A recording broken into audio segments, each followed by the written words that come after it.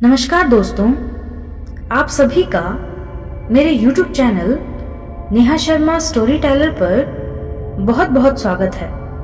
और जो लोग आज पहली बार इस वीडियो के थ्रू मेरे चैनल से जुड़ रहे हैं, उन सभी लोगों का भी मैं शुक्रिया अदा करती हूँ।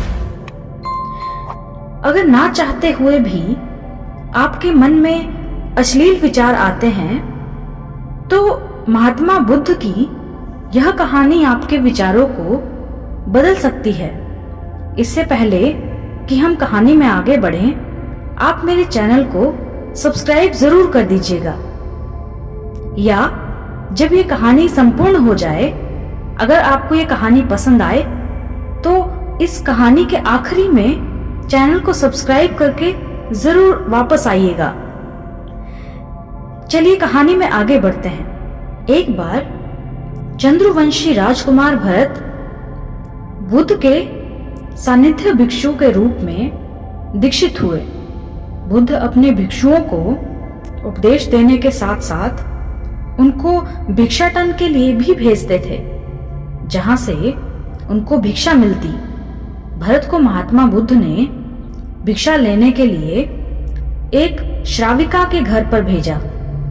भरत रास्ते में चलते हुए सोच रहे थे, न जाने आज खाने में क्या मिलेगा। हमेशा महल में खाने के लिए अनगिनत स्वादिष्ट भोजन मिलते थे, लेकिन आज जो भी मिलेगा उसी में काम चलाना पड़ेगा।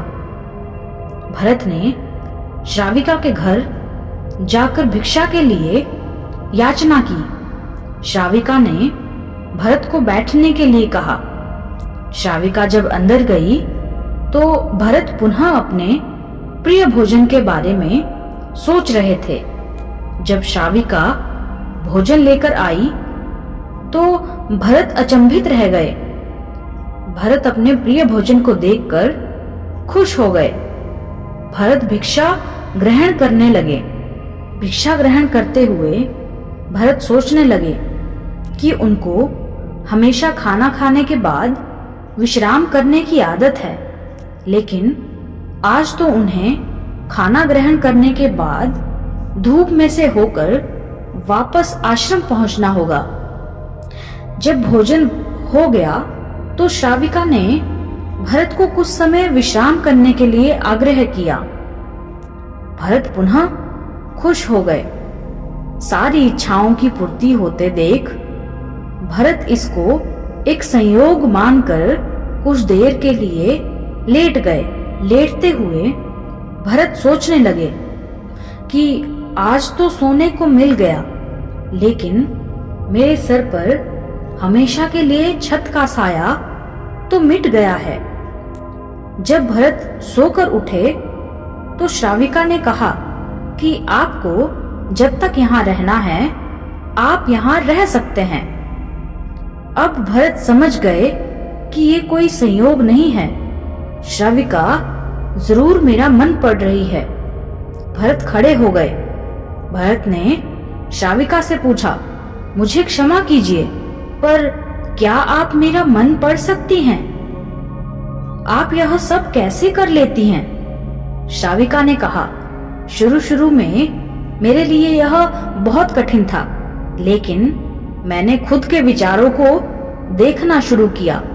शुरू में मेरे विचारों की संख्या अनगिनत थी, पर मैंने अपना पूरा ध्यान उन विचारों पर केंद्रित किया। मैंने बिना पक्ष विपक्ष के अपने विचारों को देखना जारी रखा। धीरे धीरे मेरे विचारों की संख्या कम होती गई। मेरे सारे व्यर्थ विचार दूर होते गए।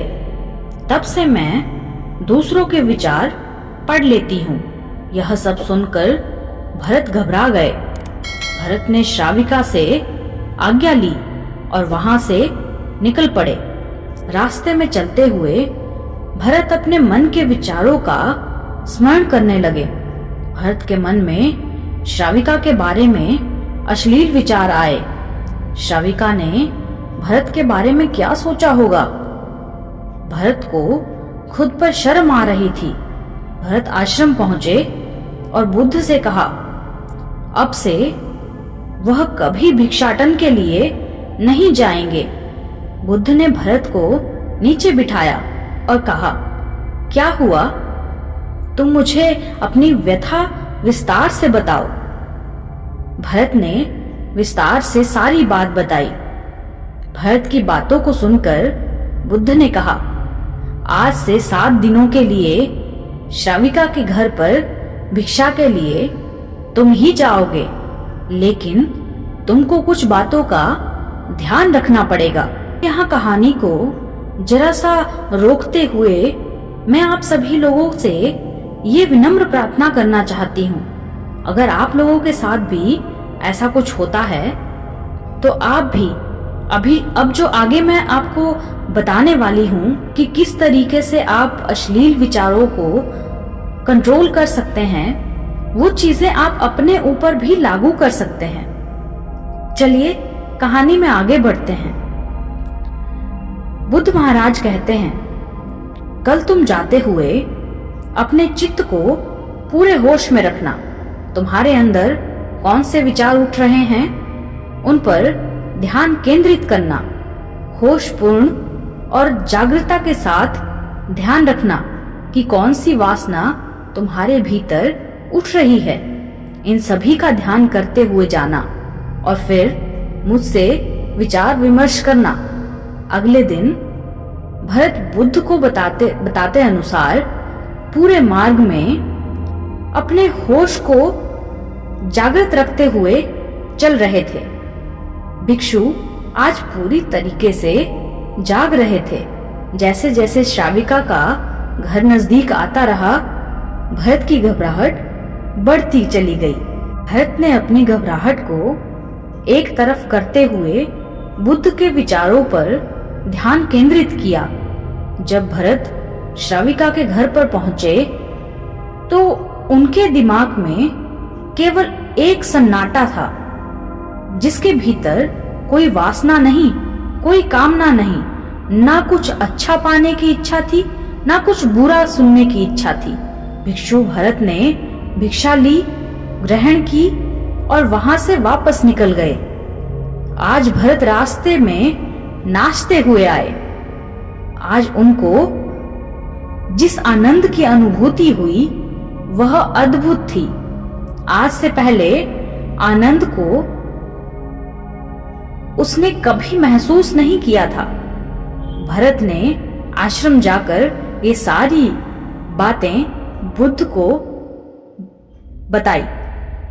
दोस्तों, आप भी अगर अपने मन को कंट्रोल कर लें या अपने विचारों पर ध्यान केंद्रित करें कि आपको हर चीज पॉजिटिवली सोचनी है या पॉजिटिविटी के साथ सोचना है, तो आप भी ये गंदे विचार या अश्लील विचारों को कंट्रोल में ला सकते हैं। ये चीजें आपके दिमाग में कभी नहीं आएंगी। तो इस चीज का एक बार जीवन में कभी भी एक बार अपने ऊपर उपयोग जरूर कीजिएगा। और अगर आपको ये वीडियो या ये कहानी पसंद आई हो, इससे कुछ शिक्षा मिली हो, तो मेरे चैनल को सब्सक्राइब जरूर कीजिएगा।